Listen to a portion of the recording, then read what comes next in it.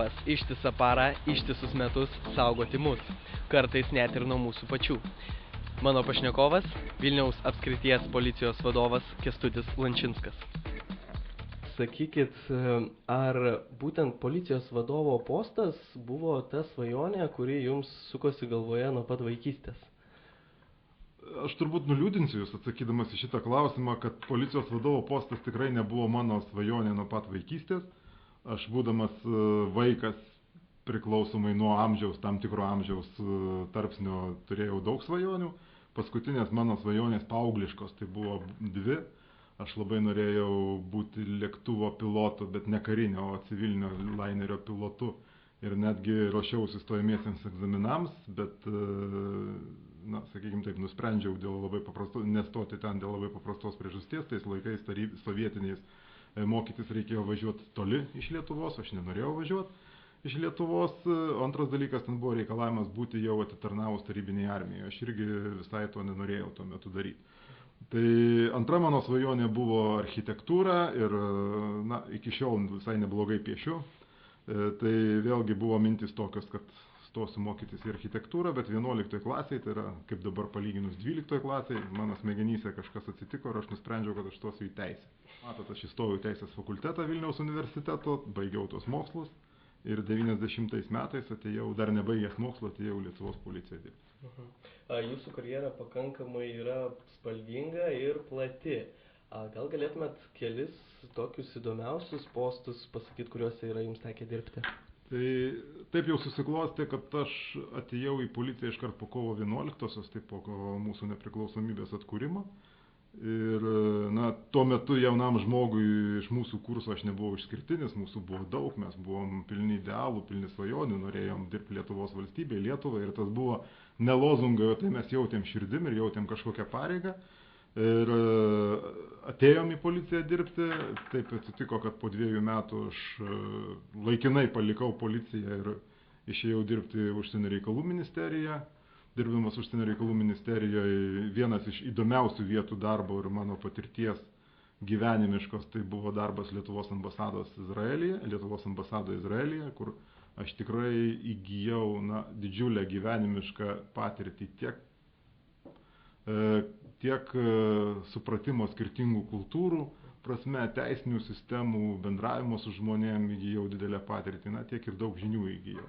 Grįžęs iš Užsienio reikalų ministerijos atgal į policijos sistemą, mano darbas buvo susijęs su tarptautiniu policijos bendradarbiavimu ir Europos integracija, NATO integracijos klausimais, kur irgi buvo nearti dirvonai Lietuvoje, reikėjo daug naujų žinių, reikėjo daug mokytis, daug ieškoti informacijos ir šitoje situacijoje vėlgi man tai labai patiko. Kaip jūs jaunimas sakot, mane veža, tai jūs veža kažkas, tai mane vežia ir dabar veža viskas, kas nauja. Gerai, sakykite, kodėl apskritai būtent pasirinkot policininko karjerą, o ne teisininko, ne gaisrininko? Mane žavėjo visą laiką nuo mažų dienų 2 dalykai. Vienas dalykas tai uniforma, man visą laiką atrodė žmonės labai gražus ir pasitempę su uniforma. Nors, kaip minėjau, aš kiek ir norėjau ir būti ir architektų, ir lakūnų, bet uniforma žavėjo tikrai. Ir antras dalykas tai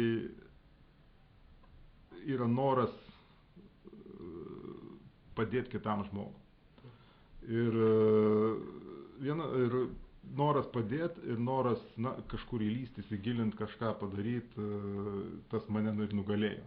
O noras padėti žmogui, o dirbant ten, kur aš pradėjau dirbti kriminaliniai policijoje, nusikaltimų tyrime, tai būtent ten yra abu dalykai sudėti į vieną vietą. Tai yra pirmiausia, galima padėti žmogui ir daug padėti, o antras dalykas yra, tyrant nusikaltimą, kiekvieną dieną tu kažką naujo atrandi, kažką išsiaiškini, reikia daug žinių, reikia daug pastangų tam, kad tą nusikaltimą ištirti, išsiaiškinti ir, tai vėlgi, kaip jūs sakot, veža. Jūs esat Vilniaus apskrities policijos vadovas, ar ne? Norėčiau, kad trumpai apibūdintumėt, koks tai yra jausmas, būti vadovu policijos. Vilniaus apskrities? Ja. Jausmas yra dvejopas. Pirma, tai yra, aš didžiuojuosi, kad man tenka vadovauti sostinės apskrities policijai. Tai yra pats didžiausias padalinys Lietuvoje, daugiau nei 3300 dirbančiųjų, iš jų 2800 policijos pareigūnų, Tai yra daugmaž 37 procentai visų Lietuvos įvykių ir taip toliau. Antra dalis to jausmo tai yra didžiulė atsakomybė, kadangi, kaip žinot, Vilnius visą laiką yra po padidinamu stiklu, Vilniuje, kas vyksta Vilniuje, tai visą laiką yra daug svarbiau negu kas vyksta kitoj Lietuvos daly. Aš tikrai nesureikšminu savęs, bet taip iš tikrųjų yra, nes riaušės Vilniuje vyksta, užsienio delegacijos atvyksta į Vilnių, būtent Vilniuje vyksta dainų šventės ir visi kiti renginiai, kur policija irgi vaidina didžiulį vaidmenį užtikrinant saugumą. Ir atsakomybė būtent šitoj srity yra iš tikrųjų didelė. Kiekvieną kartą mes turim planuoti savo pajėgas, jų išdėstymą į mūsų priemonės, viešas, neviešas priemonės, ką mes darysim, kaip darysim, kokioje situacijoje mes tas situacijas modeliuojam ir taip toliau ir panašiai. Tai yra iš tikrųjų, tiek.